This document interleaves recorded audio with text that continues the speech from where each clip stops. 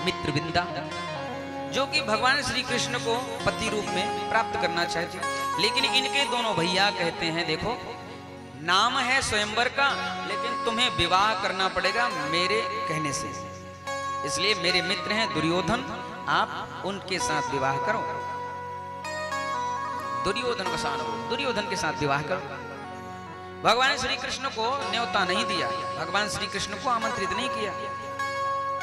सभी राजा एकत्रित हैं, हाथ में पुष्प की माला लेकर के मित्रविंदा खड़ी है, सोच रही है क्या करें क्या करें। भगवान श्री कृष्ण का मन में चिंतन चल रहा था। तब तक अचानक बिना बुलाए मेहमान की तरह भगवान श्री कृष्ण अर्जुन को लिए और सीधा सभा में पहुंच गए। जैसे ही सभा में पहुंचे और जो देखा मित्रविंदा ने, सो दौड़ के गई और भगवान श्री कृष्ण को माला पहना दी। भगवान के गले में जैसे माला पड़ी, भगवान श्री कृष्ण ने मित्रविंदा को साथ लिया और चलना चाहा। सारे राजा खड़े हो गए अस्त्र शस्त्र लेकर, बिना बुलाए, और ये कोई राजा नहीं, ये विवाह के योग्य नहीं।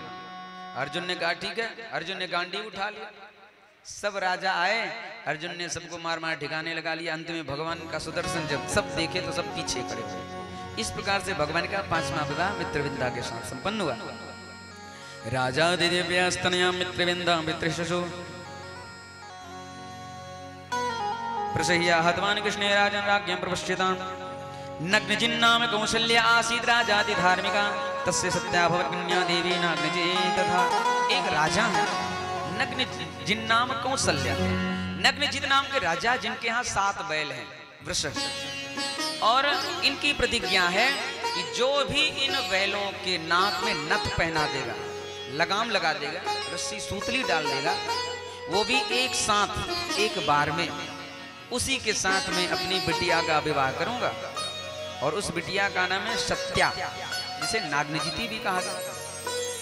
तो कहते हैं वो बैल कैसे, वो बैल ऐसे हैं कि उन बैल के सामने अगर कोई आ जाए तो बस उठाते हैं और फेंक देते हैं, कोई टिक नहीं सकता। किसी से ये काम हुआ नहीं। अंत में भगवान श्री कृष्ण ही आते हैं और भगवान श्री कृष्ण ने अदृश्य रूप में 6 रूप बनाए और एक ही साथ में सबको लगता एक ही है और एक ही झटके में 7 बैलों को नथ पहना दी। और भगवान ने इस प्रकार से आज सत्या के साथ विवाह संपन्न किया। श्रुतकीर्देशतां भद्रां उपएमे पितृश्वसु कैकेयीं भ्रातृभिर्दत्तां कृष्णः संतर्दनादते। आज कहते हैं एक भगवान की बुआ है श्रुतकीर्ति और इनकी पुत्री का नाम है भद्रा। आज ये सोचती हैं कि भगवान को निकट लाने के लिए भगवान से कुछ संबंध बनाना चाहिए, भगवान से कुछ निकट आने के लिए भगवान से कोई रिश्ता बनाए। और रिश्ता भगवान कहते हैं तो ही मोहिना ते अनेक मानिए जो मन भावे। जो तेरी इच्छा, जो तेरा मन, तो बस वही बना ले, हम सब कुछ बन जाएंगे।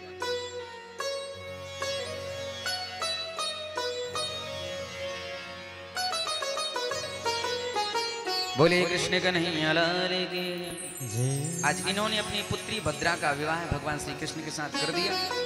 भगवान के साथ में विवाह की कथा तत्पश्चात अष्टम में कहते हैं कि सुताम च मद्राधिपति लक्ष्मणाम लक्ष्मणैरुदम स्वयंवरे झारिका सा सुपर्णा सुधामिमा। एक मद्राधिपति है, उनकी पुत्री लक्ष्मणा। भगवान ने लक्ष्य का भेदन करके मत्स्य को आज लक्ष्मणा के साथ विवाह संपन्न किया। इस प्रकार से भगवान के 8 विवाह तो एक एक करके हुए, अलग अलग। लेकिन गजब तो तब हो गया जब भगवान ने एक ही मुहूर्त में, एक ही साथ, 1 8 2 4 10 नहीं, पूरे के पूरे 16,100 विवाह। बोले ऐसा कैसे हो सकता है? तब कहते हैं कि एक दुष्ट है, दैत्य है, जिसको भौमासुर कहते हैं। भूमि पुत्र होने से ये भौम कहलाए, भौमासुर कहलाए।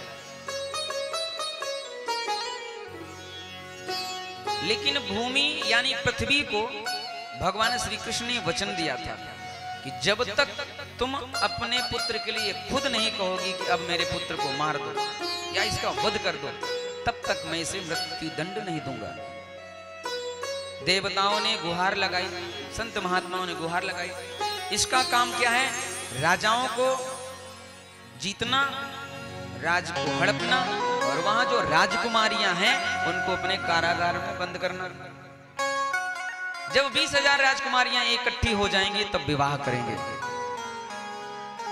इसके यहाँ 16,100 राजकुमारियां एकत्रित हो चुकी। भगवान आज सत्यभामा को साथ लेकर के गए। क्यों? क्योंकि जो सत्यभामा है वो भी भूमि की अवतार है, वो भी पृथ्वी का अवतार है, इसलिए सत्यभामा को लेकर गए। सत्यभामा के साथ भगवान जब गरुड़ में गए, युद्ध छिड़ गया, बाणों का प्रहार करने लगा। भगवान कोई प्रत्युत्तर नहीं कर रहे, प्रतिक्रिया नहीं कर रहे, भगवान की चोट लग रही। अंत में इस बार जब उसने बाण चलाया, भगवान थोड़ा सा ओझल हुए और आज वो बाण सीधा सत्यभामा के भुजा में लगा। क्रोध में आकर के सत्यभामा ने कहा, प्रभु आप कायरों की तरह खड़े हैं, युद्ध करिए, इसका सर्वनाश करिए, इसकी मृत्यु हो जानी चाहिए। भगवान कहते हैं बस यही तो चाहते थे, इसी की तो प्रतीक्षा थी। देवी अब तुमने कह दिया। अब देखो भगवान ने तुरंत सुदर्शन चलाया और गोविंदाय नमः। अदिति के कुंडल, इंद्र के कवच भी इसने छीन के रखे हैं। भगवान ने आज उन राजकुमारियों को मुक्त कर दिया। राजकुमारियों से कहा अब आप स्वतंत्र हैं, आप अपने अपने घर को जाएं। राजकुमारियों ने कहा प्रभु आपने हमें मुक्त नहीं किया, अगर आप चाहते हैं कि हम मुक्त हों तो फिर आपको हमसे विवाह करना पड़ेगा। क्यों? अरे हम बंधन में थी, हमारा हरण हुआ था। अगर हम अपने घर चले जाते हैं तो एक तो पिता स्वीकार नहीं करेगा, कदाचित पिता स्वीकार कर भी लेता है तो क्या कोई राजकुमार हमसे विवाह करेगा? इससे अच्छा है हम कारागार में रहते या फिर हम अपने प्राणों को त्याग दें। भगवान ने कहा प्राणों को मत त्यागो, आप सब हमारे साथ चलो। और एक ही साथ में भगवान ने 16,100 रानियों के साथ विवाह संपन्न किया। इस प्रकार से भगवान के 16,108 विवाह आज संपन्न हुए। बोलिए कृष्ण कन्हैया लाल की।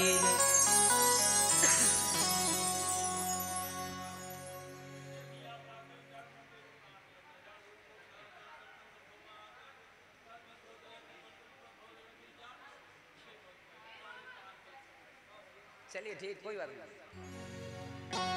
बोले बांके बिहारी लाल की जय जय श्री राधे, जय जय श्री राधे।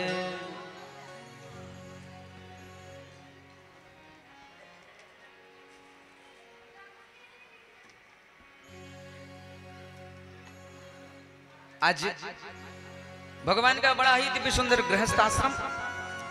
अब ये बात बड़ी गजब की है, ध्यान रहे, प्रत्येक गृहस्थ में नोक झोंक होती रहती है। आज भगवान श्री कृष्ण के यहाँ भी नोक झोंक हो रही है। भगवान श्री कृष्ण के यहाँ भी नोक झोंक चल रही है। भगवान की 16,108 पटरानियों में सभी रानियां रूठती हैं। अब बताइए, साल में 365 दिन होते हैं, एक रानी अगर एक दिन में रूठेगी तो दूसरी का नंबर कब आएगा? बोले 16,000, 108 दिन बाद। तो यानी 150 रानियां रोज रूठती हैं, यानी 150 रानियां रोज रूठती हैं। और भगवान सबको मनाते हैं बड़े प्रेम के साथ। लेकिन एक देवी जी हैं जो कभी नहीं रूठती। आप विचार करें वो कौन है जो कभी नहीं रूठती। सुखदेव जी वर्णन कर रहे हैं, भागवत की बात है। एक देवी है जो कभी नहीं रूठती, और उन 16,108 देवियों में एक देवी है जो बिना रूठे रहती नहीं। एक देवी वह है रुक्मिणी जो कभी नहीं रूठती, लेकिन एक देवी वह सत्यभामा है जो बिना रूठे कभी नहीं रहती। क्यों रूठती है? बोले सत्यभामा इसलिए रूठती है कि बाप के घर से दहेज ज्यादा लाई थी। सबसे ज्यादा दहेज, सबसे ज्यादा सोना सत्यभामा के घर से गया था, सत्यराज ने दिया था। इसलिए, और सच्चाई भी है, वो बहन, वो माँ सबसे ज्यादा रुष्ट होती है जो घर से ज्यादा दहेज लेके आती है। और बात बात पे पति को ताने, पति अगर कोई बात कहे तो बस एक ही बात, अरे हम जानते हैं, हमें पता है तुम्हारे घर में फूटी कौड़ी नहीं थी, वो तो हमारे बाप ने दिया है, राज कर रहे हो, मर रहे थे भूखे प्यासे नंगे। ये जिस पलंग में पैर फैला के बैठे हो हमारे पिताजी ने दिया है, तुम्हारे यहाँ तो टूटी खाट भी नहीं थी। और जो ठंडा ठंडा चिल्ड पानी पीते हो हमारे डैडी ने दिया है, तुम्हारे घर में फूटा मटका नहीं था। और तो चले, भगवान उसे बार बार मनाते हैं। एक बार भगवान ने लीला की, एक बार भगवान ने लीला की और सत्यभामा को लेकर इंद्रलोक चले गए। इंद्रलोक गए, इंद्रलोक में बड़ा सुंदर इंद्र ने स्वागत किया और पारिजात नामक वृक्ष इंद्रासन के पास है स्वर्ग में, उसमें बड़े दिव्य दिव्य फूल जो कभी नहीं मुरझाते, जो कभी नहीं मुरझाते। भगवान वो पुष्प ले आए और पुष्प लाते हैं तो रुक्मिणी के केस में लगा दिया। ये बात नारद जी ने सत्यभामा से कह दी। अब चढ़ा गुस्सा सत्यभामा को, अब कहती महाराज पुष्प लाए और आपने हमें नहीं दिया, रुक्मिणी को दे दिया, अब हमें पूरा का पूरा पेड़ चाहिए। भगवान सत्यभामा को लेकर गए, इंद्र से युद्ध करके उस वृक्ष को लेकर आए, लेकिन पेड़ लगाया सत्यभामा की तरफ और उसके फल गिरते हैं, फूल गिरते हैं रुक्मिणी की तरफ। अब फिर क्रोध, कहते हैं सत्यभामा को इतना अभिमान था, धन का इतना अभिमान था कि एक बार सत्यभामा ने भगवान श्री कृष्ण को गिरवी रख दिया। भगवान श्री कृष्ण को गिरवी रख दिया। नारद जी ने खरीद लिया, भगवान श्री कृष्ण को खरीद लिया, ये कहकर कि सत्यभामा तुम आनंद करो, स्वतंत्र रहो, कोई रोक नहीं, कोई टोक नहीं, एकदम मस्त रहो। अब भगवान श्री कृष्ण को नारद जी काम कराते हैं। अब भाई सेवक हैं, भगवान श्री कृष्ण चेला बन गए नारद जी के। तो भगवान श्री कृष्ण को नारद जी सत्यभामा के सामने कभी चटनी पिसाते हैं तो कभी कहते हैं झाड़ू लगाओ। अब ये सत्यभामा सोच के दुखी होते हैं कि राम राम, ये दुर्गति हमारे पति की हमारे कारण, ये दुर्गति हमारे पति की हमारे कारण हो रही है, अब क्या करें। सो नारद से कहने लगी महाराज हम कर्जा चुका देंगे, बताओ क्या कितना सोना दें आपको। भगवान कहते हैं ये सोने का ही अभिमान तो तोड़ना है। बोले सत्यभामा कहती है आज हम भगवान को सोने में तोल देंगे, इतना सोना देंगे, आप हमारे पति को पूर्ण कर दो। नारद जी ने कहा ठीक है। एक तराजू आया, तुलाई, एक तरफ भगवान श्री कृष्ण को बैठाया और अब एक तरफ सत्यभामा सोना लादने लगी। लेकिन फिर भी भगवान श्री कृष्ण में इतना वजन, तीनों लोग का भार लेके बैठे, अब सोने में ताकत नहीं कि वो पलड़ा उठे। सत्यभामा हताश हो गई, राज्यकाज में जितना सोना था, जितने गहने थे, सब उतार उतार के पलड़े में रख दिया। अब भी भगवान श्री कृष्ण हल्के नहीं हुए। तब हाथ जोड़ करके नारद जी से कहा महाराज अब आप ही कुछ उपाय बताइए, अब तो मेरे पास कुछ नहीं रहा, अब मेरे पास कुछ भी नहीं है, अब क्या करें। देवी तो हम तो कह रहे थे कि मेरे पास इतना सोना है कि मैं भगवान को तोल सकूं, किसी को भी तोल सकूं। महाराज वो मेरा अभिमान था। तब नारद जी ने कहा बस यही तुम्हारा अभिमान तोड़ना था। देवी जाओ तुलसी का वृक्ष जहां हो एक पत्ता लेकर आओ। सत्यभामा गई, एक पत्ता लेकर आती हैं, कहती हैं ठीक है इस सोने के पलड़े में जिधर सोना है उसमें रख दो। जैसे ही तुलसी का पत्ता रखा भगवान ऊपर उठ गए। क्या? भगवान ऊपर उठ गए, वो तुलसी का पत्ता भारी पड़ गया। तब उसी समय भगवान ने कहा मुझे कोई खरीद नहीं सकता, मेरा कोई मोल नहीं। इसीलिए तो मीराबाई कहती हैं मायरी मायरी हर मैंने गोविंद लीनो तोल,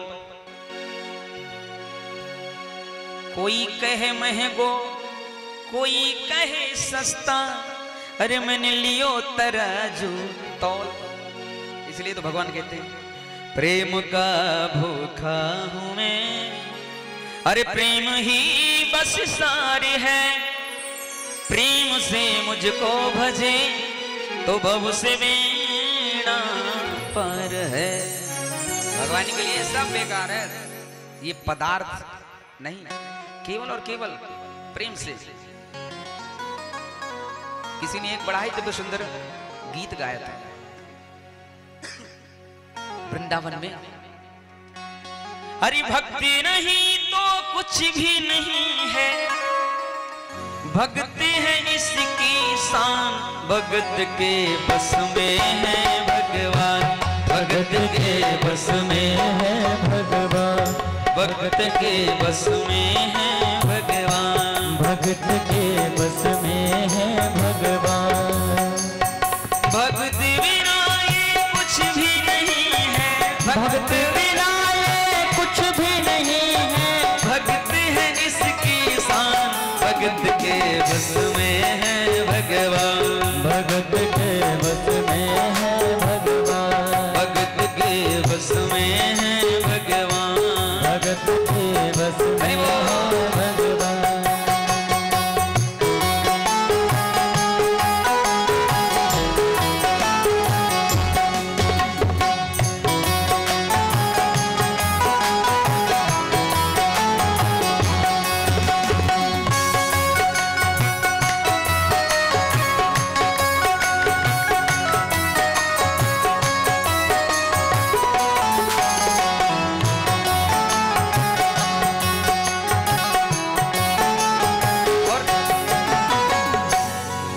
मुरली वाली रोज वृंदावन डोले, कृष्ण को लल्ला समझे, कृष्ण को लल्ला बोले, कृष्ण को लल्ला समझे, कृष्ण को लल्ला बोले। श्याम के प्यार में पागल हुई वो श्याम दीवानी, अगर भजनों में छोड़ दे दाना पाने में, अगर भजनों में लागे छोड़ दे दाना पानी। प्यारी करने वो लागी उससे, प्यारी करने वो लागी उससे, अपने पुत्र समान, भगत के बस में है भगवान, भगत के बस में है भगवान।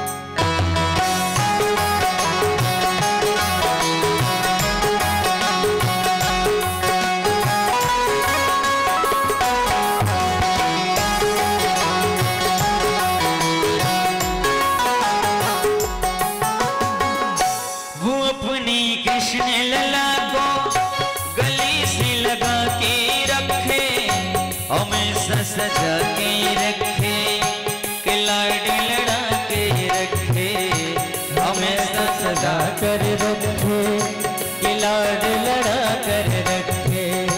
वो दिन में भाग के देखे, रात को जाग के देखे, कभी अपने कमरे से श्याम को झांक के देखे, कभी अपने कमरे से श्याम को झांक के देखे। अपनी शान से ज्यादा रखती, अपनी जान से ज्यादा रखती, अपने लला का ध्यान, भगत के बस में है भगवान, भगत के बस में है भगवान, भगत के बस में है भगवान, भगत के बस में है भगवान। भक्ति बिना ये कुछ भी नहीं है, भक्ति बिना ये कुछ भी नहीं है, भक्ति बिना ये कुछ भी नहीं है, भक्ति बिना ये कुछ भी नहीं है, भक्ति है इसकी शान, भगत के बस में है भगवान, भगत के बस में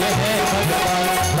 के बस में है भगवान, भगत के भक्ति बिना ये कुछ भी नहीं है, भगत बिना ये कुछ भी नहीं है, भक्ति बिना ये कुछ भी नहीं है, भगत बिना ये कुछ भी नहीं है, भक्ति है इसकी शान, भगत के बस में है भगवान, भगत के बस में है भगवान, भगत के बस में है भगवान, भगत के बस में है भगवान, भगत के बस में है भगवान। बोले कृष्ण कन्हैया लाल की जय।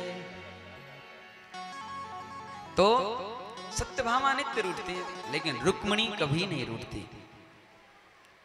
और भगवान ने सोचा आज थोड़ा रुक्मिणी के साथ हास्य प्रयास किया। अगर वो नाराज होती हैं तो कैसी लगती हैं। तब भगवान ने एक लीला की और आज मध्यकालीन भगवान रुक्मिणी के कक्ष में पहुंचे। भगवती रुक्मिणी ने स्वर्ण पात्र में जल लेकर सामने रखा। भगवान ने मुख फेर लिया। जैसे ही रुक्मिणी जल लेकर सामने पहुंची, भगवान ने मुख फेर लिया। रुक्मिणी को लगा रे क्या बात है, भगवान क्या कोई गलती हो गई हमसे, क्या कोई अपराध बन गया। फिर गई सामने, भगवान फिर विपरीत दिशा में। थोड़ी देर जब हो गई तब भगवान ने कहा रुक्मिणी तुम कहती हो गलती अपराध, अरे बहुत बड़ा अपराध हो गया तुमसे। अब रुक्मिणी को लगा रे राम क्या अपराध हो गया, क्या गलती, मैंने क्या किया। भगवान कुछ कह नहीं रहे, बस चुपके से देखते हैं क्रोध आ रहा है या नहीं।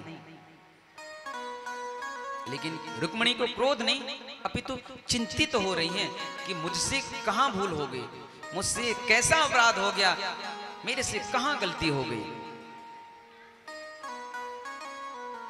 बहुत देर होने के बाद भगवान ने कहा रुक्मिणी अच्छा एक बात बताओ, तुमने हमसे विवाह क्यों किया।